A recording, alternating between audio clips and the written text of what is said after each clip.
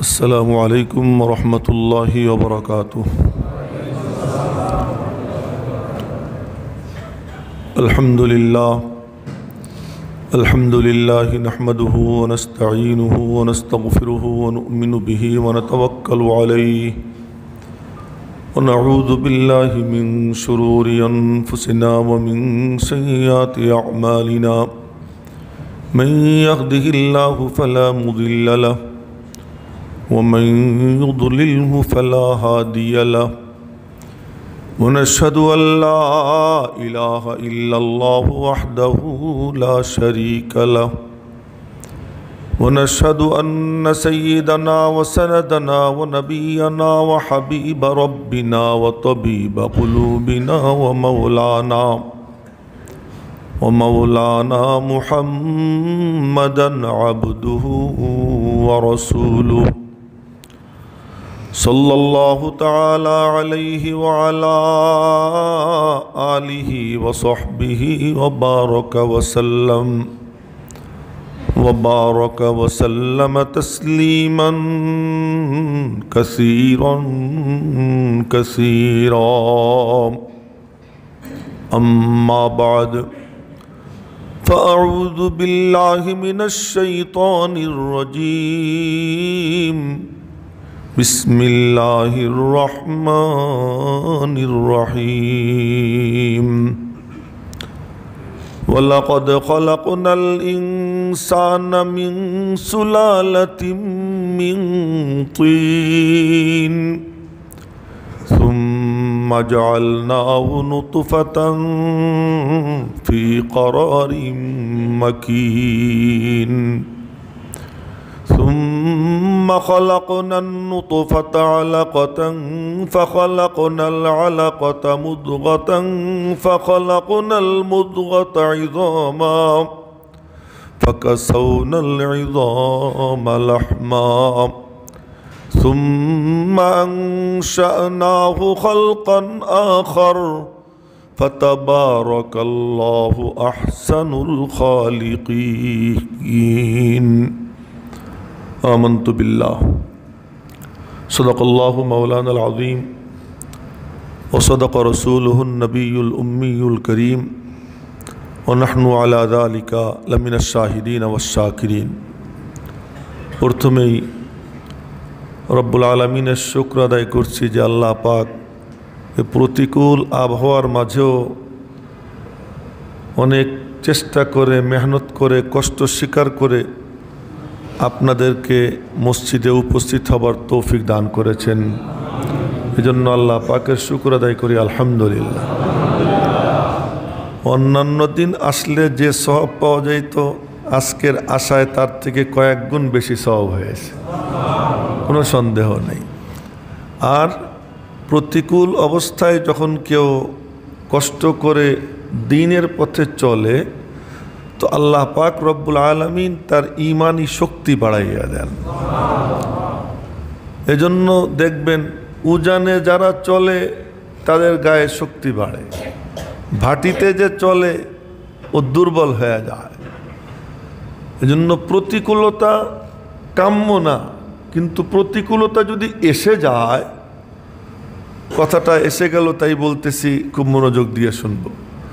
প্রতিকূলতা চাবো না, কিন্তু যদি প্রতিকূলতা এসে যায় তখন এর মোকাবেলা করে সম্মুখপানে অগ্রসর হওয়া, এটা আল্লাহ পাকের বড় নিয়ামত, অনেক বড় নিয়ামত। যুগে যুগে দেখা গেছে যে যারা প্রতিকূল পরিস্থিতিতে ঈমানের পথে চলছে, দ্বীনের পথে চলছে, এক একজনের ঈমান এত শক্তিশালী হয়েছে যে পাহাড় তো জায়গার থেকে নড়ছে কিন্তু তাকে নাড়ানো যায়নি। এটা বিগত হাজারো বছরের ইতিহাসে এটা পাওয়া যায়। এই জন্য ফার্সি এক কবি বলেন, তুন্দে বাদে মুখালিফ সে না ঘবরাও ওকাব, ये तो चलती है तुझे ऊंचा उड़ाने के लिए। उकाब माने बास पाखी, तुंद माने तीव्रता, बादे मुखालिफ माने प्रतिकूल हवा, এখন তর্জমা করতেছি। তুন্দে বাদে মুখালিফ সে, যে প্রতিকূল বাতাসের তীব্রতায় না ঘাবরাও ওকাব, হে বাস পাখি তুমি ঘাবড়ে যেও না। ये तो चलती है तुझे ऊंचा उड़ाने के लिए, প্রতিকূল বাতাস যত আসে এ তোমাকে তত উপরে উঠে যায়। এজন্য আমরা দেখি যারা বিমানে চড়তে অভ্যস্ত না, বিমানে চড়ছেন, তারা দেখবেন যখন একটু ঝড় তুফান হয়, বাতাস বুতাস হয়, তো বিমান অনেক উপরে উঠে যায়, অনেক উপরে উঠে যায়। তো ঈমানের এই বিমানে যারা আরোহী, যখন প্রতিকূল বাতাস আসে তো আল্লাহ পাক রব্বুল আলামিন তাদের মধ্যেই মোকাবেলা আর প্রতিরোধ শক্তি বাড়িয়ে দেন, ফলে সে আল্লাহ পাকের দরবারে অনেক কাছাকাছি চলে যায়। তো আজকে বৃষ্টি হচ্ছে, বৃষ্টি না হলে আবহাওয়া ভালো থাকলে এসে দেখতাম যে পিছনে খালি নাই, পুরোটা ভরে গেছে। আজকে দেখতেছি পেছনে খালি। কিন্তু এই প্রতিকূলতাকে ডিঙ্গিয়ে যারা আসতে পেরেছেন তাদেরকে আমি সংগ্রামী সালাম জানাচ্ছি, অভিনন্দন জানাচ্ছি যে আল্লাহ পাক রব্বুল আলামিন তাদেরকে প্রতিরোধ করে মোকাবেলা করে যথাসময়ে মসজিদে আসবার তৌফিক দিয়েছেন। জন্য আবার একবার শুকর আদায় করি আলহামদুলিল্লাহ। বলছিলাম এই আলোচনাই তো 2-1 জুমা আগে করেছিলাম যে নিয়ামতের উপলব্ধিটাই হলো শুকরিয়া। মনে রাখবেন, কৃতজ্ঞতা কাকে বলে? শুধু নিয়ামত একটা পাইলাম আলহামদুলিল্লাহ আলহামদুলিল্লাহ, এর নাম কৃতজ্ঞতা না। কৃতজ্ঞতা হলো যে নিয়ামতের উপলব্ধি, যে আল্লাহ তুমি আমাকে এমন নিয়ামত দিছো, আমি তো এর উপযুক্ত ছিলাম না, তুমি আমাকে এমন নিয়ামত দান করেছো। এই শুক্রবারে আগে ভাগে ঘরে আসবার তৌফিক দিছো, তো আমাকে তুমি হাইটে হাইটে আসবার তৌফিক দিছো এবং তাড়াতাড়ি করে আসবার তৌফিক দিলা। তুমি আমার প্রতি কদমে কদমে না 1 বছরের নফল নামাজ এবং 1 বছরের নফল রোজার সব আল্লাহ তুমি আমার আমল নামায় দান করেছো।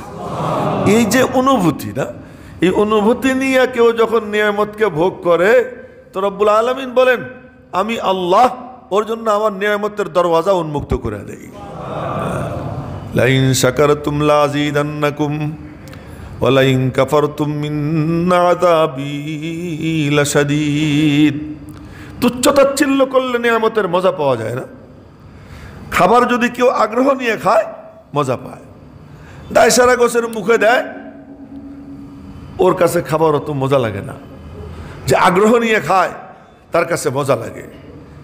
এই লক্ষ্য করেন, কথা কিন্তু খুব মনোযোগ দিয়ে শুনেন। নামাজ আল্লাহু আকবার, দাঁড়াইতে হয় দাঁড়াইলাম, আল্লাহু আকবার রুকুতে যাইতে হয় তাই গেলাম, আল্লাহু আকবার সিজদায় যাইতে হয় তাই গেলাম, এও একটা নামাজ। আবার আল্লাহু আকবার বলতে সময় সব পিছনে ফেলে এসছি, দোকান ছাড়লাম, বাসা ছাড়লাম, বন্ধু বান্ধবের আড্ডা ছাড়লাম, অন্য সব চিন্তা ছাড়লাম, আল্লাহ কেবলমাত্র এক চিন্তা, সব পিছনে ফেলাইয়া তোমারে সামনে নিয়ে দাঁড়াইলাম। তুমি আমার সামনে আসো, তুমি আমার দিকে তাকাইয়া রইছো, তুমি আমাকে দেখতেছো।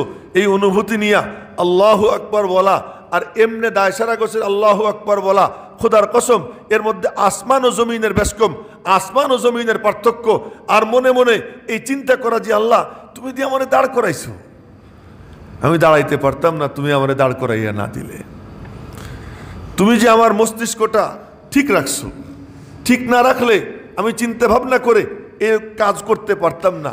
এক একটা নিয়ামতের জল্পনা কল্পনা করা আর মালিকের সামনে অবনত মস্তক হওয়া। তো আল্লাহ পাক অমন এক কিয়াম যদি এক পাল্লায় রাখা হয় আর সারা জিন্দেগির নামাজ যদি এক পাল্লায় রাখা হয় তো ওই এক কিয়ামের ওজন বেশি হবে। এজন্য নিয়ামতের উপলব্ধি এটা হলো কি? শুকুর। শুকুর কাকে বলে? যে নিয়ামতের উপলব্ধি, এমন একটা নিয়ামত তুমি আমাকে দিছো, তোমার সামনে আমারে দাঁড় করাইছো না, এমন জায়গায় দাঁড় করাইছো আর কোনো সময় হোক বা না হোক, এইভাবে যখন কেউ আল্লাহ পাকের সামনে দাঁড়াইয়া যায়, খুদার কসম নবীজি বলেছেন বান্দা যখন নামাজে দাঁড়ায় তো আল্লাহ পাক তার দিকে চাইয়ে থাকেন, তো আল্লাহ তার দিকে চাইয়ে থাকেন। এইরকম চিন্তা ভাবনা করে জল্পনা কল্পনা করে যে নামাজটা পড়ে তার কি পরিমাণ শুকুর আদায় হয় এক একটা নিয়ামতের। একটা নিয়ামতের কি পরিমাণ শুকর আদায় হয়। ওই ওই অবস্থায় ওই মনোভাব নিয়া, ওই জল্পনা কল্পনা নিয়া যখন কোনো ব্যক্তি সিজদায় যায়, আল্লাহু আকবার, যায় না আমার সুন্দর না অসুন্দর এটা তার মনের মধ্যে নাই। টাইলসের উপর নাকি এমনি পাকা ফ্লোরের উপরে নাকি মাটির উপরে, ওদিকে তার খেয়াল নাই। তার মনের মধ্যে চিন্তা যে আমি যে দাঁড়াইছি, এখন যে কপালটা রাখবো, আমার আল্লাহ তার কুদরতি কদম আমার জন্য বিছাই দিতেছেন। কত ব্যস্ত। আর এমন এক সিজদা যদি কেউ দেয়, ওই সিজদার যে কি মজা না, ওই সিজদার যে কি মজা। বিশ্বকবি আল্লামা জালালউদ্দিন এই জুতাটা তলায় তলায় মিশাইয়ে দেন বাবা যায়। এইটা কি কেন বলতে হয় আপনাদেরকে? মুসল্লিদের মাথার উপর দিয়ে জুতা নিয়ে যাবেন আর সেটা তলায় তলায় মিশাবেন না। নিয়ম তো ছিল যে এই বৃষ্টির সিজনে মসজিদে ঢোকার আগে একটা পলিথিনের ব্যাগ পকেটে রাখা এবং জুতাটা পলিথিনের মধ্যে রাখা, এরপরে আনা। আমি বারহা বলছি, অনেকবার বলছি যে আল্লাহর ঘর মসজিদে যে মুসল্লি এসে যায়, সে কত দামি কত দামি, সে বসে রয়েছে, তার পাশে দাঁড়াইয়ে ফেরেশতা দোয়া করতেছে, আল্লাহ তুমি ওরে মাফ করে দাও। এবং এর পাশে একজন করে, প্রত্যেক মুসল্লির পাশে একজন করে ফেরেশতা বসে গেছে। তাহলে এরা এত দামি, এর দাম আমার সিনার মধ্যে রাখার দরকার আছে না? আমি মসজিদে ঢুকতেছি, এখন আমি মুসল্লিদেরকে তুচ্ছ তাচ্ছিল্য করব, তো আল্লাহ পাক কি মনে করবেন? আমার সম্পর্কে আল্লাহর কেমন ধারণা হবে? এই জন্য মুসল্লিদের ইজ্জতটা মনের মধ্যে রাখবো। তো বলতেছিলাম এ সম্পর্কে বিশ্বকবি আল্লামা জালালউদ্দিন রুমি রহমতুল্লাহ আলাইহি বলেন যে এইরকম জল্পনা কল্পনা নিয়ে যদি কেউ সেজদা দেয়, ওই সেজদার দাম কত জানো? লেকে যাওকে সেজদায়ে পেশে খুদা, লেকে যাওকে সেজদায়ে পেশে খুদা, খুশতরায়াত আজ দো সদমুলকে তোরা। দুনিয়ায় কেউ যদি খালি একটা চেয়ার পাইয়ে যায়, ইউনিয়ন পরিষদের একখান চেয়ারের জন্য বর্তমানে কোটি টাকার উপরে ব্যয় হয় না? বর্তমানে প্রায় কোটি টাকার মতো ব্যয় হয়, যেটা নাকি মোটামুটি সমৃদ্ধ অঞ্চল। আর এই মুন্সিগঞ্জ অঞ্চলে তো কয়েক কোটি টাকা ব্যয় হয় চেয়ারম্যান হওয়ার জন্য। যে অঞ্চল যত সমৃদ্ধ, সেখানে এক একটা চেয়ারম্যানের চেয়ার পাওয়ার জন্য অত টাকা ব্যয় হয়। অকাতরে খুন হয়, অকাতরে খুন হয় যে ওরে মারতে পারলে পরে আমার রাস্তাটা নিষ্কণ্টক হবে। কিন্তু আহাম্মক বোঝে না যে আল্লাহ পাক যদি কপালে রেখে থাকেন তাইলেই তার চেয়ারটা মিলবে, তাছাড়া মিলবে না। ওই ইমানটুকু না থাকার কারণে হত্যাকাণ্ড করে। মুমিন যদি ইমানটাকে ঠিক করে ফেলতো, তাহলে এটার জন্য সে কখনো জুলুম করতো না। তার কারণ কপালে থাকলে সে পাবেই পাবে। আমার নবীজি কসম খেয়ে বলছে যে তোমার কপালে থাকলে তুমি কি করবা? পাবাই পাবা। এক ইউনিয়ন পরিষদের চেয়ারম্যানের জন্য এত কিছু, আর যদি হয় এমপির আসন, সুবহানাল্লাহ না, এটার জন্য কি পরিমাণ ইনভেস্ট করতে পারে। আর যদি আরও কিছু হয়, আপনারা আমার থেকে ভালো জানেন এক এক চেয়ারের কত দাম। এরপরে যদি একটা দেশের প্রধান হওয়ার মতো কোনো ব্যবস্থা হয়, সে দেশটা চাই এতটুক হোক, ওই মানে আন্তর্জাতিক মানচিত্রের মধ্যে বিন্দু ফুটার মতো হোক, তবুও সেই দেশের আমি প্রধান হব। এর জন্য কি না বিনিয়োগ করে না। আল্লামা জালালউদ্দিন রুমি রহমতুল্লাহ আলাইহি যখন এই কবিতাটা বলছিলেন, তখন বিশ্বে 200 রাষ্ট্র ছিল, বিশ্বের রাষ্ট্রের সংখ্যা ছিল 200। উনি বললেন তোরা তো জানিস না, ওই রকম একটা সিজদা যদি কারো কপালে জুইটা যায়, তাহলে বিশ্বের সমস্ত রাষ্ট্রের রাজত্ব পাওয়ার থেকে তার কাছে ওই এক সিজদার দাম বেশি হয়ে যায়। লেকে যাওকে সিজদায়ে পেশে খুদা, খুশতরায়াত আজ দো সদমুলকে তোরা। এখন প্রশ্ন হলো যে এই সিজদার মজা কেমনে পাবো? ভালো করে এই সিজদার মজা কেমনে পাবো? বলছি না, এই আলোচনাও তো চলমান। মানুষকে আল্লাহ বানাইছেন মূর্খ, কিন্তু উপকরণ দিয়েছেন কয়টা? 3টা, মনে আছে না?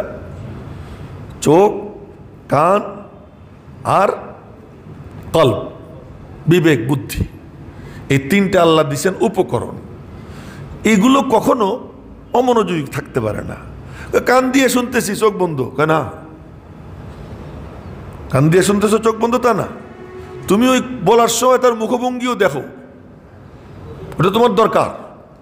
তো এই জন্য বয়ান শুনতে সময় মোরাকাবা করতেছে, হুজুর আমার কান ঠিক আছে, আল্লাহ তো তিনটে দিছেন, বলেও দিছেন ওয়াজআলা লাকুমুস সামআ ওয়াল আবসারা ওয়াল আফইদা। এই তিন জিনিস দিছি, কর্ণ, দৃষ্টিশক্তি এবং তোমার বিবেক বুদ্ধি, তিনোটাকে একসঙ্গে কাজে লাগাবা, তাহলে আল্লাহ পাক তোমার সিনায় এলেমের নূর পৌঁছে দেবেন। তো বলতেছিলাম যে আল্লামা জালালউদ্দিন রুমি রহমতুল্লাহ আলাইহি বলেন, ওই সিজদার মজা যদি পাইতে চাও তাহলে কি করবা জানো? তু বানালি কেনা খাহাম মুলকে হা মুলকে আসিজদা মুসাল্লাম কুন মুরাব। মাওলার দরবারে কান্দো, মাওলা আমি রাজত্ব চাই না, আমি চেয়ারম্যান হইতে চাই না, এমপি হইতে চাই না, মন্ত্রী হইতে চাই না, কোটিপতি শিল্পপতি হইতে চাই না, আমি চাই তোমার কদমে সিজদা দেওয়ার মজা। এই মজাটা তুমি আমারে চাখাইয়া দাও। এরকম যদি কেউ কান্দাকাটি করে দুই চোখের পানি ছাইড়া দিয়া, তো কানতে কানতে কানতে কানতে দেখা যাবে একদিন আমরা মনে করি এক সপ্তাহ যাবৎ কাঁদতেছি, কোনো কাম তো হইতেছে না, 1 মাস যাবৎ কাঁদতেছি, কাম তো হইতেছে না, নামাজে দাঁড়াইলেই নানান চিন্তা আসে। ও ভাই, আমিও এই রোগে রোগী, এজন্য কথাগুলো বলতেছি। সবাই আমরা রোগী, মনোযোগ দিয়ে শুনি। যখন কান্দি তো কাম তো হয় না। আপনি চিন্তা করে দেখছেন কাঁদতেছেন কার কাছে? বলেন না, কার কাছে কাঁদতেছেন? ডাক দিছেন কারে? তো আল্লাহরে ডাক দিলে কি ডাকটা জমিনে থাকে না আরশে যায়? তো কেউ যখন হাত উঠে ডাক দেয় আল্লাহ, তো সাথে সাথে আরশে আজিমের সঙ্গে তার সম্পর্ক কায়েম হয়ে যায়। তা আপনি মনে করতেছেন এটা ব্যর্থ, এটা বৃথা না। এক বুজুর্গ নিয়মিত তাহাজ্জুদ পড়তেন, নিয়মিত প্রতিদিন তাহাজ্জুদ পড়তেন, বর্ষিয়ান মুরব্বী, বর্ষিয়ান মানুষ। তো ওনার এক খাদেম ওনারে অজুর পানি ঢেলে দিত, উনি অজু করতেন ওই শেষ রাত্রেই। আমি দেখছি ময়মনসিংহের পীর সাহেব ছিলেন, বালিয়ার পীর সাহেব হুজুর রহমতুল্লাহ আলাইহি, খুব বৃদ্ধ। তো একদিন শেরপুর টেড়াবাজার মাদ্রাসা এক মাহফিল ছিল, ওই মাহফিলে আমিও বক্তা ছিলাম। ওখানে উনি মুরব্বী সভাপতি হিসেবে উনি হয়ে গিয়েছিলেন, ওনার খাদেমও সাথে ছিল। উনি বাথরুমে যাবেন, তো ওনারা ধৈর্য নিয়ে যেতেছে ওনার যে খাদেম। তা আমি বলতেছি যে এই লোকের খেদমতের জন্য তো লোক দরকার, মানে তারা ধৈর্য নিয়ে যেতেছে, যে সেও বুড়া, দাড়ি দুড়ি সব পাকা। তো পীর সাহেবের খাদেমও বুড়া, পীর সাহেবরে ধরে নিয়ে যেতেছে। তো এই সমস্ত বুজুর্গদের খেদমতে এরকম বর্ষিয়ান মানুষ লাইগে থাকেন। তো ওই আল্লাহর ওলিরে ওইরকম খেদমত করতেছেন। শেষ রাত্রে অজুর পানি ঢেলে দিয়ে দিয়া এক লোক। তো এর মধ্যে আওয়াজ আসতেছে গায়েব থেকে, তুই কিসের তাহাজ্জুদ পড়স? তুই কি তাহাজ্জুদ পড়স? তোর কোনো ইবাদতও কবুল না, তোর অজুও কবুল না, তোর নামাজও কবুল না, তোর কিচ্ছু কবুল না, এই কথা বলতেছে। তো এইটা তো পীর সাহেব হুজুর শুনতেছেন। তো একদিন, 2 দিন, 3 দিন শুনছে। 3 দিন শোনার পরে খাদেম বলতেছে, হযরত আওয়াজ আসতেছে যে কবুল না, খামাখা কষ্ট করেন কেন? বুড়া মানুষ, আপনার তাহাজ্জুদ কবুল হয় না, ইবাদত বন্দি কবুল হয় না, জিকির আজকার কবুল হয় না, অজুও কবুল হয় না, তো খামাখা এটা করেন কেন? তো আল্লাহর ওলি বললেন, খামাখা করি কেন? তো যাব কোথায়? লক্ষ্য করেন, যাব কোথায়? আর একটা দরওয়াজা থাকলে না সেখানে যাইতাম, এই দরওয়াজা ছাড়া তো কোনো দরওয়াজা নাই, কোথায় যাব? এই জন্য কবুল হোক বা না হোক, আমার আসার জায়গা তো একটাই, এছাড়া তো যাবার কোনো জায়গা নেই। কবুল করুক বা না করুক, আমার হাজিরে আমি দিতেই থাকবো। ইয়াবাম মুরায়ানা ইয়াবাম জুস্তজুয়ে মিকুনাম, ইয়াবাম মুরায়ানা ইয়াবাম জুস্তজুয়ে মিকুনাম, বিষ্ণাওয়াদ ইয়া নাশনাওয়াদ মান গুফতগুয়ে মিকুনাম। আমি তারে পাই বা না পাই, তালাশ আমি করতেই থাকবো। ডাকে তিনি সাড়া দেন আর না দেন, আমি তো আমার ডাক ডেকেই যাব। ডাক তো আমি দেই না, ডাক তো তিনি দেওয়ার হুকুম দিছেন। অকালা রব্বুকুম উদউনি আস্তাজিব লাকুম, আল্লাহ পাকের হুকুম। অকালা রব্বুকুম, তোমাদের রব বলেন, তোমাদের রব বলেছেন, কি বলেছেন জানো? উদউনি, তোমরা আমাকে ডাক দাও, আস্তাজিব লাকুম, আমি তোমাদের ডাকে সাড়া দিব। তো তোমাদের রব বলেছেন তোমরা ডাক দাও, তোমার মালিক তো হুকুম করছেন আমারে, তুই আমারে ডাক দে। আমি মালিকের হুকুমের বাইরে কেন যাব? আমি তো আমার ডাক ডাইকেই যাব। ইয়া বামুরা ইয়া নায়াবম জুস্তজুয়ে মিকুনাম, পাই আর না পাই তালাশ আমি করতেই থাকবো। সাড়া মিলুক আর না মিলুক আমি আমার ডাক ডেকেই যাব। এইটা কি কোনো কম কথা যে আমি ডাক দেই, আমার ডাক আরশে আজিমে পৌঁছে যায়? না পৌঁছলে তো আমার মালিক এরকম বলতেন না যে তোর ডাক কবুল না। তোর ডাক কবুল না বলছেন তখনই যখন আমার ডাকটা তার কাছে পৌঁছছে। আর কি চাই? আমার ডাক তো মওলা পর্যন্ত পৌঁছে গেছে। আমি যখন আল্লাহু আকবার বলি আরশে আজিমে পৌঁছে যায়। আমি যখন আল্লাহু আকবার বলে মাওলার কদমে সিজদায় যাই, আরশে আজিমের সাথে সম্পর্ক হয়ে যায়। কবুল হোক বা না হোক ও নিয়ে আমার কোনো টেনশন নাই। আর কোনো দরওয়াজা থাকলে না আমি সেখানে যাইতাম, দরওয়াজা নাই। দরওয়াজা তো একটাই, দরবার আর নাই। দরবার তো একটাই, মালিক আর নাই। মালিক তো একটাই। কেউ যদি এই কথা বলে লা মালজা ওয়ালা মানজা মিনকা ইল্লা ইলাইক, আশ্রয়ের আর কোনো জায়গা নাই তুমি ছাড়া, যাব আর কোথায়? নিরুপায় হয়ে অসহায় হয়ে তোমার দরবারে আশ্রয় নিলাম, এমন কথা যখন কেউ বলে ফেলায়, মাওলার পক্ষ থেকে কেমন আওয়াজ আসে। আল্লামা জালালউদ্দিন রুমি রহমতুল্লাহ আলাইহির মসনবী শরীফ থেকে ঘটনা শুনাইতেছি। উনি বলেন, এই বুজুর্গ যখন বলছেন এই কথা, এ খাদেম তুই যে আমারে বললি যে আমি বন্ধ করব, বন্ধ করে যাব কোথায়? আর তো যাবার জায়গা নাই, ঘুরে ফিরে আমার এখানেই আসতে হবে, তাই আমি আসতেই থাকবো। এখন আওয়াজ আসে, এখন আওয়াজ আসতেছে, ওই খাদেমও শুনতেছে, আওয়াজ আসতেছে, তোর ইবাদতের মধ্যে যদিও কোনো সৌন্দর্য নাই, কিন্তু তুই যখন সিদ্ধান্ত নিছিস আমার দরবার ছাড়া আর কোনো দরবার নাই, আমার এখানে আসতেই থাকবি, আমারে ডাকতেই থাকবি, যা বান্দা, তোর কোনো ডাকও বাদ যাবে না, তোর কোনো সিজদাও বাদ যাবে না, তোর কোনো ওযুও বাদ যাবে না। তুই আমারে যত ডাক দিছিস সব ডাক আমি মাওলা কবুল করে নিলাম। তা কাম হলো কি? ঐকান্তিকভাবে ডাক দিতে থাকা, এই ডাক দেওয়াটাই কামিয়াবি। ভালো করে মনে রাখবে। অনেকে বলে দোয়া করতেছি, দোয়া তো কবুল হয় না। আরে আহম্মক, দোয়া করতেছো, দোয়া কবুল হয় না। কবুল হওয়া না হওয়া কি তোমার হাতে নাকি? কোনটা তুমি পাবা না পাবা, কোনটা তোমাকে দিবে না দিবে, একটু মালিকের ফয়সালা হয়ে আছে। হাদিসে পাকে জনাবে মুহাম্মদুর রাসূলুল্লাহ সাল্লাল্লাহু আলাইহি সাল্লাম তিনি বলেন, এই বান্দা, হে আল্লাহর বান্দারা, হে আমার উম্মতিরে ভালো করে শোনো, ইন্না মা আসাবাকা লাম ইয়াকুন লিউখতিয়াক। হ্যাঁ, যা তুমি পায়লা মনে করো এটা তোমাকে মিস করার জিনিস ছিল না। যদি মিস করার জিনিস হতো তুমি পায়তা না। ওমা আখতাকা, আর যে জিনিস তোমাকে মিস করলো, লাম ইয়াকুন লিউসিবাক, এইটা তুমি পাওয়ার অধিকারী ছিল না। যেটা পাবা ওটা পাবাই পাবা, যেটা পাবা না হাজারো চেষ্টা করে তুমি পাবা না। তো পাওয়া না পাওয়া তো তকদিরের ব্যাপার।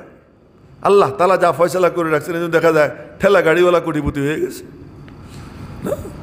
কয়দিন আগে কি ছিল? কুলি ছিল, এখন দেখা যায় কোটিপতি।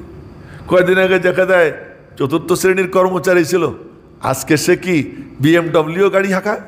হ্যাঁ, কি ব্যাপার? কোটে তার কপালে ছিল, এখন কি চুরি করে আইছে, নাকি ডাকাতি করে কামাই করছে, নাকি দুর্নীতি করে কামাই করছে, এটা পরের কথা। কিন্তু কপালে যা ছিল এটা সে কি পেয়ে গেছে। আর তোমার কত বড় শিক্ষিত, কত বড় ইজ্জতওয়ালা, আর এই লোকটা খাবার পায় না, রিক্সা ভাড়া নাই, কিন্তু জ্ঞানের পাহাড় তার মাথার মধ্যে, হ্যাঁ, জ্ঞানের সাগর তার সিনার মধ্যে, এটা নিয়ে ঘুরে বেড়াইতেছে, রিক্সা ভাড়াও নাই, হাইটে যাইতেছে, ছাতা একান মাথায়, এখানে ছিড়া ওখানে ছিড়া। আমি দেখছি নিজে, তাই বলতেছি। তো বড় কি শিক্ষিত, আর একেবারে মূর্খের বাচ্চা, মূর্খ, কিচ্ছু নাই ভিতরে। MA পাস, BA পাস, এক একজন স্যার, জি স্যার, হ্যাঁ স্যার, জি বস, অথচ ওর এক দাঁতের শিক্ষাও কি এর নাই। কি ব্যাপার? আল্লাহ দেখাইতেছে চোখে আঙ্গুল দিয়ে, দেখ আমি যারে দেবার চাই তারে আমি দিয়ে দেই। দুনিয়ায় শিক্ষা দীক্ষা দিয়া, চেষ্টা তদবির দিয়া এটা অর্জন করার জিনিস না। মান কানা ইউরিদুল আজিলাতা আজ্জালনা লাহু ফিহা মা নাশাউ লিমান নুরিদ সুম্মা জাআলনা লাহু জাহান্নাম ইয়াসলাহা মাযমুমান মাদহুরা। আল্লাহ পাক বলেন টার্গেট তো দুইটা হয়, কেউ টার্গেট দুনিয়া বানায়, কেউ টার্গেট আখিরাত বানায়। আল্লাহ আল্লাহ আল্লাহ বলছেন কেউ তার জীবনের লক্ষ্য উদ্দেশ্য দুনিয়া বানায়, যে দুনিয়া বানায় তো আল্লাহ পাক বলেন আজ্জালনা লাহু মা নাশাউ লিমান নুরিদু, তাৎক্ষণিক দুনিয়ার সম্পদ আমি দেই যারে চাই যতটুকু চাই। সুবহানাল্লাহ, যারে চাই যতটুকু চাই। টার্গেট তার দুনিয়া, আখিরাতকে ভুইলা কেবল দুনিয়া দুনিয়া করে। আমি তারে দুনিয়া দেই যতটুকু চাই এবং যাকে চাই। সবাই আবার দেয় না, দেয় না, সবাই দেয় না।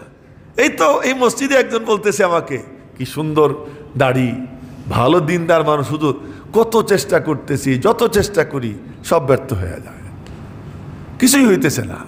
এক যুবক বলতেছে হুজুর চাকরির জন্য কত চেষ্টা করতেছি, যেদিকেই যাই ব্যর্থ হই, পাই না। ব্যবসার জন্য কত চেষ্টা করতেছি, পুঁজি বিনিয়োগ করি, পুঁজি শূন্য হয়ে যায়, কিছুই হয় না। কেমনে হবে, কেমনে হবে? তুমি আল্লাহর কথা স্মরণ করো না যে আল্লাহ পাক কি বলতেছেন, মান কানা ইউরিদুল আজিলা, যে দুনিয়াকে যে লক্ষ্য বানায়, উদ্দেশ্য বানায়, টার্গেট বানায়, তো রব্বুল আলামিন বলেন আজ্জালনা লাহু, আমি তারে তাৎক্ষণিক সম্পদ দেই, মা নাশাউ যতটুকু চাই, লিমান নুরিদু যারে চাই। পরিণাম কি জানো? সুম্মা জাআলনা লাহু জাহান্নাম, এরপরে তার জন্য জাহান্নাম বরাদ্দ। এ দুনিয়াকে টার্গেট বানায়। খুব খুব লক্ষ্য করি, আমার আল্লাহ বলতেছেন এটা কোনো পীর বুজুর্গের কথা না।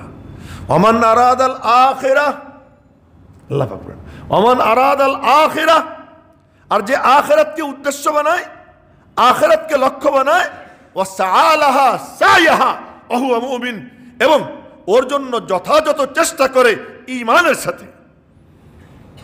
তো আল্লাহ পাক বলেন ফাউলাইকা কানা সায়ুহুম মাশকুরা, আমি আল্লাহ নিশ্চয়তা দিলাম ওর প্রচেষ্টাকে আমি আল্লাহ কৃতজ্ঞতার সাথে গ্রহণ করব। তার সাই এটা কি হবে? মাশকুর হবে। মাশকুর হবে মানে আমি আল্লাহ শুকর আদায় করব। আমার সাথে কেউ একটু আমারে ডাক দিল, হুজুর কেমন আছেন, ভালো আছেন? হুজুর আপনার জন্য তো আমি দোয়া করি, আপনার কথা স্মরণ করি, আমার মনে হচ্ছে আমি তার একটু চা খাওয়াই। আমার পকেটে আর কয় পয়সা আছে না, আমি তার শুকর আদায় করি যদি মানবতা থেকে থাকে। আমার আল্লাহ বলতেছেন কেউ যখন আখিরাতের জন্য চেষ্টা করে, আর আখিরাতের জন্য চেষ্টা করলে তার ডাক দিতে হয় আমাকে, আল্লাহ, এই ডাকটা আমাকে দিতে হয়। যখন সে আমাকে ডাক দেয়, আখিরাতের জন্য চেষ্টা করে, বান্দা তুই নিশ্চিত থাক আমি আল্লাহ তোর শুকর আদায় করব, তোর শুকর আদায় করব। দুনিয়ায় পাইলাম না, এই জন্য বোঝা গেল যে আল্লাহ আসলে আমার পছন্দ করে না। হ্যাঁ, তাই তো নবীজি সবচেয়ে অপছন্দর ছিলেন, নাউজুবিল্লাহি মিন যালিক। নবীজির ঘরের হালাত কি ছিল, কথা কোথার থেকে কোথায় চলে গেল, কি বলতে চাইছিলাম কোথায় চলে গেলাম। নবীজির ঘরের হালাত কি ছিল? একটানা 3 মাস চুলা জ্বলে নাই, একটানা 3 মাস কি চুলা জ্বলে নাই। তো চুলা জ্বলে নাই, নবীজির মুখের যে মুস্কি হাসি, অসাধারণ হাসি, এ 1 সেকেন্ডের জন্য দূরে সরে নাই। মুস্কি হাসি তার মুখে, যেই যায় তার কাছে হাস্যাস বাশ্বাস কথা বলেন, দারিদ্রের কথা একবারও উচ্চারণ করেন না। 3 মাস চুলা জ্বলে না, ওই কখনো 8 খান খেজুর, কখনো 1 খান খেজুর খাইতেছেন। আরে সুবহানাল্লাহ, পেটে পাথর বাঁধতেছেন, শুয়ে আছেন, এসব বুখারী শরীফের হাদিস, গাল গল্প না। শুয়ে আছেন, শুয়ার থেকে উঠছেন, হযরত ওমর রাদিয়াল্লাহু আনহু দেখতেছেন পিঠে চাটাইয়ের বেতির দাগ বসে গেছে, লাল হয়ে গেছে। জনাবে মুহাম্মদুর রাসূলুল্লাহ সাল্লাল্লাহু আলাইহি সাল্লাম, চাটাইয়ের বেতির দাগ বসে গেছে লাল। হযরত ওমর খুব আবেগপ্রবণ ছিলেন, নবীজির ব্যাপারে আবেগী ছিলেন। তো এই দৃশ্য দেখে হযরত ওমর 2 চোখ দিয়ে পানি ছেড়ে দিয়েছেন। পানি ছেড়ে দিয়ে বললেন, ইয়া রাসূলুল্লাহ একটু দোয়া করেন তো, জজবা বলতে, একটু দোয়া করে দেন তো। কি দোয়া করবো? কাফালি ওয়াসিউ আলা উম্মতিক, আপনার রবকে একটু বলে দেন তো আমারে কিছু টাকা পয়সা দেখ, আবু বকরের কিছু টাকা পয়সা দেখ, আমাদের হাতে কিছু অর্থ সম্পদ আসুক, আমরা আপনার একটা বিছানার চাদর কিনে দেব,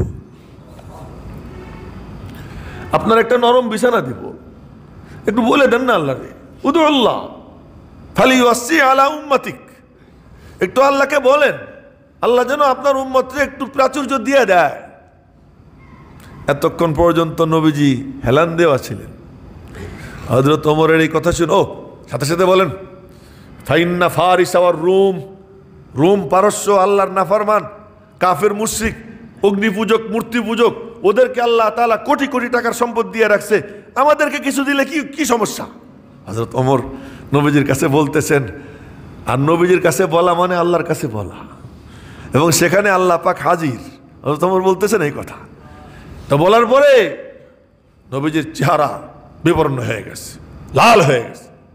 বললেন, আফি হাদা আনতা ইয়া ইবনাল খাত্তাব, এ খাত্তাবের বেটা ওমর, আমার শ্বশুর, এতদিন পর্যন্ত আমার সোহবতে আসো, এখনো পর্যন্ত তোমার মানসিকতা চেঞ্জ হয় নাই, এই সমস্ত আবর্জনাময় চিন্তার মধ্যে তুমি ডুবে আসো।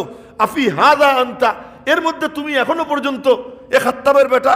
উলাইকা কওমুন উজ্জিলাত লাহুম তাইয়্যিবাতুহুম ফিল হায়াতিদ দুনিয়া, ওদের কাঙ্ক্ষিত বিষয়াবলী সব জাগতিক জীবনে দিয়ে দিছে আল্লাহ তাআলা, আখিরাতে ওদের জন্য কিছু নাই।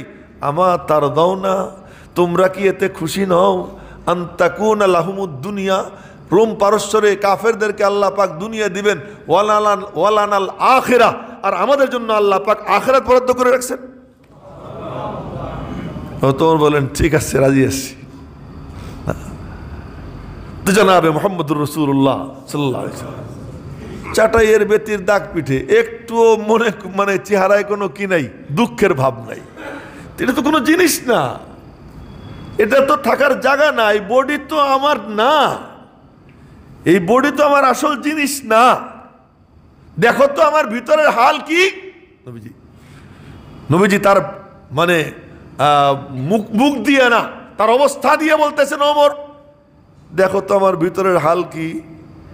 আমি বসে থাকি চাটাইয়ের খেজুরের পাতার চাটার উপর, ফেরেশতাদের সর্দার আইসা দরওয়াজায় দাঁড়াইয়ে থাকে, দরওয়াজায় দাঁড়ায়, অনুমতি ছাড়া ঢোকে না, অনুমতি দিলে তারপরে ঢুকে, অনুমতি দিলে তারপরে ঢুকে। মালিকের সাথে আমার সম্পর্ক কত গভীর, কত গভীর। আমি যা বলি, আমি যা চাই, আমার মালিক চাওয়ার আগেই আমার চাওয়া পূরণ করে দেয়। এটা যদি চাওয়ার জিনিস হয়তো আমি চাইতাম, এটা চাওয়ার জিনিস না। আমার আল্লাহ তো আমাকে দিবার চাইছেন, আমি না করে দিছি। সুবহানাল্লাহ, সুবহানাল্লাহ। আমার আল্লাহ আমাকে দিবার চাইছেন একাধিকবার, এক দুইবার না, একাধিকবার। কখনো বলছেন মক্কার প্রান্তর স্বর্ণ বানাই দেই। মক্কার প্রান্তর কয় বিঘা? মক্কার প্রান্তর কয় বিঘা? এখন তো বিস্কিটের মতো একটু স্বর্ণ। হ্যাঁ, ওই স্বর্ণ খায় গেলে গিলা, তারপরে ওইটা নিয়ে আসে, মনে মনে বলে পায়খানা গিয়ে পায়খানা করব, পায়খানা করার পরে ওইটার এক পাত্রে রাখবো, ওখান থেকে বাইর করব। এই কইরা বিমানবন্দরে আসে। এখন তো এমন যন্ত্র আবিষ্কার হয়েছে যে পেটের ভিতরে স্বর্ণও দেখা যায়। আমি আর কি একদিন বিমানবন্দরে বলতেছিলাম, এই হুজুর কোট খোলেন, চশমা খোলেন, ঘড়ি খুলেন, সব খোলায়।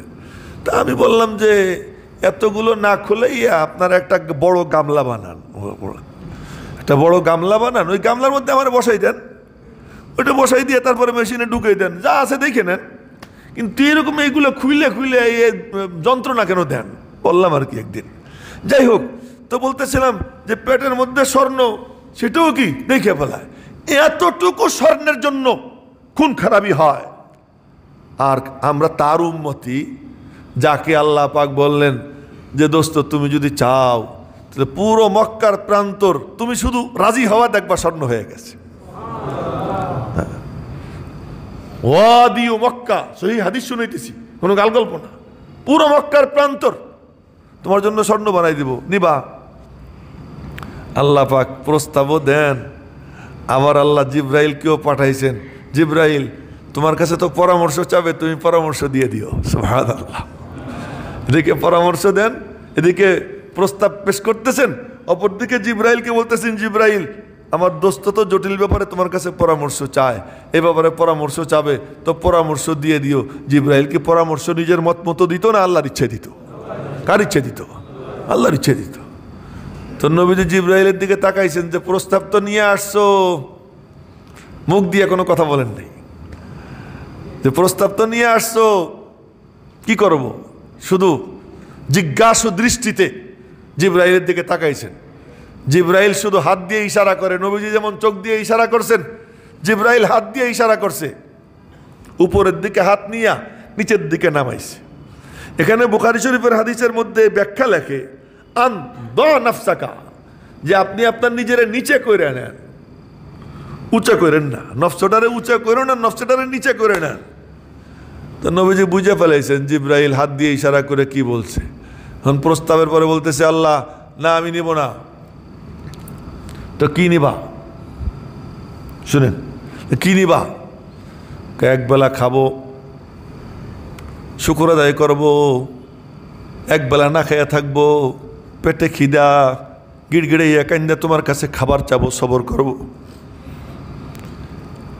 যখন অভাব দেখা দিবে সবর করব, তোমারে ডাক দিব। আর যখন নিয়ামত পাবো পেট ভরে খেয়ে তোমার শুকর আদায় করব। তোমারে আমি ভুলতে চাই না, কোনো সময়ের জন্য যেন তোমারে ভুইলা না যাই, তোমার ইয়াদ যেন আমার অন্তরে তাজা থাকে, তোমার সাথে আমার লিঙ্ক যেন সব সময় মজবুত থাকে, এটা আমি চাই। কে এত কষ্ট করবা, বিনিময়ে কি চাও? কোনো সম্পদ টম্পদ কিছুই দরকার নাই। আমি কষ্টের মধ্যে যখন থাকবো, কষ্ট করে তোমারে যখন ডাক দিব, তখন তুমি মেহেরবানি করে আমার দিকে তাকাই একটু মুস্কি হাসি দিয়ে দিও। আমি তোমার মুস্কি হাসি চাই, তোমার সন্তুষ্টি আমি চাই। তো জনাবে মুহাম্মদুর রাসূলুল্লাহ সাল্লাল্লাহু আলাইহি সাল্লাম বাদশাহ আল্লাহ বানাই দিবার চাইছেন দুনিয়ার সম্পদের দিক থেকে। এতগুলো মক্কা শরীফে, মদিনা শরীফ গেছেন, মদিনা শরীফে তো সাহাবীদের সংখ্যা বেড়ে গেছে, মক্কা শরীফে তো হাতে গোনা কয়েকজন ছিল। মদিনা শরীফে গেছেন, এখানে দলে দলে লোক মুসলমান হয়েছেন, সাহাবীদের সংখ্যা বেশি। এখন সাহাবা একরামের যে মুসলমান হয়, মুসলমান হওয়ার পরেই তো তার আপনজনদের পক্ষ থেকে নির্যাতনের স্টিম রুলার শুরু হয়। যাবে কোথায়? আশ্রয়ের ঠিকানা। সিমালুল ইয়াতামা ইসমাতুন লিল আরামিলি।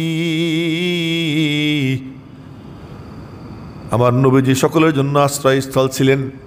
যে কোনো বিপদগ্রস্ত ব্যক্তি এসে নবীজির কাছে দৌড়ে এসে বলতো, ইয়া রাসূলুল্লাহ বিপদে পড়ছি, ইয়া রাসূলুল্লাহ পেটে খিদা, পরনে কাপড় নাই, থাকার জায়গা নাই, সব অভিযোগ এসে নবীজির কাছে বলতো। থাকলে নবীজি দিতেন, সহিহ হাদিস, থাকলে নবীজি দিতেন, না থাকলে নবীজি নিচের দিকে তাকাইয়ে থাকতেন, বলতেন না যে না রে আমার কাছে নাই, দিবার পারবো না। চতুর্দিকে তাকাইয়ে দেখতেন কোনো বিত্তবান সাহাবী আছে কিনা, তারে ইশারা করতেন, আমার কাছে তো নাই, তুই দিয়ে দে, আমার কাছে নাই, তুমি দিয়ে দাও। ওই সাহাবী দাঁড়াইয়ে দিয়ে দিতেন। আর যখন সাহাবীদের মধ্যেও কেউ নাই দেওয়ার মতো, নবীজির কাছেও নাই, নবীজি নিচের দিকে তাকাইয়ে থাকতেন, আর ওই সাহাবী দাঁড়াইয়ে বলতেন, ইয়া রাসূলুল্লাহ কোথায় যাব, কার কাছে যাব, আপনি ছাড়া তো কেউ নাই, অভাব বলার আর কোনো জায়গা নাই, আপনার দরবারে পেশ করলাম, কি করি কি করি। নবীজি নিচের দিকে চাইয়ে থাকতেন। অন্য সাহাবীরা গিয়ে বলতো, এটা তাকাই দেখ নবীজির চেহারা কেমন হয়ে গেছে, নবীজির চেহারা লজ্জায় লাল হয়ে গেছে, শরমে মাথা উঁচু করতে পারতেছেন না, দিতে পারতেছেন না, না দেওয়ার বেদনায় নবীজির লজ্জায় একেবারে কুকড়ে গেছেন। এখন যা ব্যবস্থা হইলে নবীজি তোরে ডাক দিবেন। একদল সাহাবী গেছেন, ইয়া রাসূলুল্লাহ চলাচল করব, কোনো উট টুট নাই। তো নবীজি হঠাৎ করে কোনো দুশ্চিন্তায় ছিলেন, রাগে বলছেন যে আমার কাছে নাই, আর আল্লাহর কসম আমার কাছে কোনো কিছু নাই যা আমি তোমাদেরকে দিতে পারি, আমি তোমাদেরকে দিব না। একবার বলছেন, একবার জীবনে একবার বলছেন। তো চলে গেছে। হযরত আবু মুসা আশআরী রাদিয়াল্লাহু তাআলা আনহু চলে গেছেন। যাওয়ার পরে বলতেছেন নবীজির কাছে নাই, আর তিনি দিবেন না, কসম খাইছেন। তখন সবাই বলতেছে নিশ্চয়ই নবীজি রাগ করছেন, নাহলে কসম খাইতেন না, তুই কি উল্টা পাল্টা করছিস আল্লাহ জানে। কিছুক্ষণ পরে খবর আসছে, আবু মুসা কোথায়? দৌড়ে আসছি, ইয়া রাসূলুল্লাহ। কই নাও, 6টা উট নিয়ে যাও। আমরা হইলে মনে মনে বলতাম, কসম খাইছেন, ভুলে গেছেন, ভালো হয়েছে, আমি তো আমার উট পেয়ে গেছি, আমি তো আমার উট পেয়ে গেছি। কসম খাইছেন, কসম ভুলে গেছেন। আবু মুসা আশআরী বলে, ইয়া রাসূলুল্লাহ ইন্নাকা কাদ হালাফতা, আপনি তো কসম খেয়েছিলেন দিবেন না, তো আপনি এখন দিচ্ছেন, আপনার তো কসম ভেঙে যাচ্ছে। আমি জানি আমি কসম খাইছিলাম, আমার মনে আছে, ভুলি নেই, তখন আমার কাছে ছিল না, এখন এসে গেছে। আমি সিদ্ধান্ত নিছি কসমের কাফারা দিব, কিন্তু তোমাদেরকে না যে বলছি এই জন্য আমার খুব খারাপ লাগতেছে, তাই ডাইকে এনে আমি তোমাদেরকে দিয়ে দিলাম। এখন যেহেতু সৎকার উট আসছে, দেওয়ার মতো ব্যবস্থা হয়েছে, তাই দিয়ে দিলাম, কখনো না করতেন না। তো সাহাবা একরাম মদিনা শরীফে আসার পরে সংখ্যা বেড়ে গেছে, দলে দলে নবীজির কাছে আসতেন, কাউকে না করতেন না, দিতেন দিতেন দিতেন। এই সময়ে আল্লাহ পাক প্রস্তাব দিলেন, দেখেন তো কেমন প্রস্তাব, কি চমৎকার প্রস্তাব। কি যে উহুদ পাহাড়টা তো অনেক বড়, যারা গেছেন দেখছেন, প্রায় 15 মাইল লম্বা চওড়ায়, মনে হয় পুরো মদিনা শরীফে ঘিরে আছে এই উহুদ পাহাড়। দোস্ত তুমি রাজি থাকো, উহুদ পাহাড়টা স্বর্ণ বানাই দিই, তোমার কোনো কর্মচারী লাগবে না, এ তোমার পিছে পিছে ঘুরবে। সুবহানাল্লাহ, তোমার যখন যা লাগবে হুকুম করবা, আমার পক্ষ থেকে কর্মচারী থাকবে, কাইটে কাইটে নিয়ে তোমারে দিবে আর তুমি দিবা। এখানেও জিবরাইল দাঁড় করে রাখছে। সুবহানাল্লাহ, জিবরাইল দাঁড় করে রাখছে।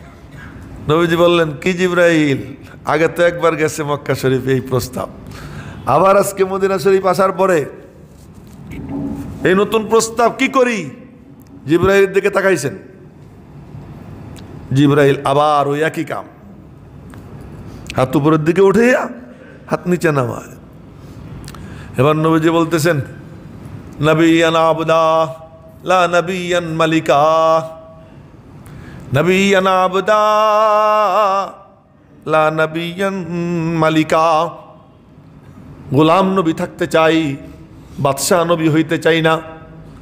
এই উহুদ পাহাড় স্বর্ণ হয়ে গেলে বাদশাহ বাদশাহ ভাব দেখা দিবে, আমি তো বাদশাহ হইতে চাই না, মুকুটহীন সম্রাট থাকতে চাই। সুবহানাল্লাহ, ফকিরের মধ্যে বাদশাহী করতে চাই, থাকবো আমি ফকির, কিন্তু আমার শান থাকবে বাদশাহী। সুবহানাল্লাহ, সুবহানাল্লাহ।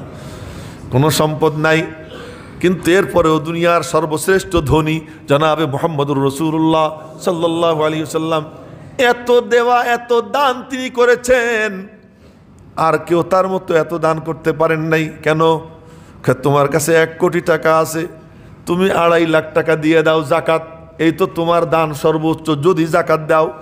আর আমার নবীজি কি দিতেন জানো? 1 লাখ দিরহাম আসছে নবীজির কাছে, 1 লাখ দিরহাম। ওই 1 লাখ দিরহাম যা খুশি তিনি তাই করতে পারেন। নিজের চাদর মুবারক বিছাইয়া দিয়ে বললেন, এর মধ্যে ঢাইলা দাও। চাদর মুবারকে ঢাইলা দিছে, মেহরাব ঘরের সামনে বসছেন আর ডাকতেছেন, এ মিয়ারা, কার কি দরকার, আসো আর নাও। আসে আর নবীজি দেন, দিতে দিতে দিতে দিতে দিয়ে পুরো 1 লাখ দিরহাম দান করে এরপরে চাদরটা কাঁধে ঝুলাইয়া আম্মাজান আয়েশা সিদ্দিকার রুমে ঢুকছেন।